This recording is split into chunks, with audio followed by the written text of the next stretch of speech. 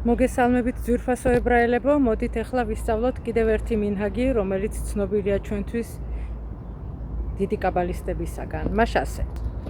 როდესაც ებრაელი ადის მაღლობზე, აღმართზე ან კიბეზე, პირველ რიგში ავიდეთ მარჯვენა ფეხით. თუ ჩავდივართ დაღმართზე ან ჩავდივართ კიბეზე, პირველ რიგში გადავდგავთ მარცხენა ფეხს. ჩავდივართ მარცხენა ფეხით. ნებისმიერ შემთხვევაში ეს ყველაფერი დაკავშირებულია იმასთან, რომ მარჯვენა ეს არის ხესედ და მარცხენა გვურა, რომ ჩვენ ცხოვრებაში ხესედი შემოვიტანოთ და გვურა დავამარცხოთ. შეგვაძლებინოს გამჩენმა.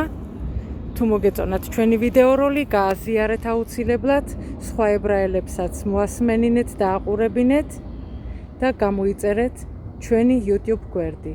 აბა კარგად.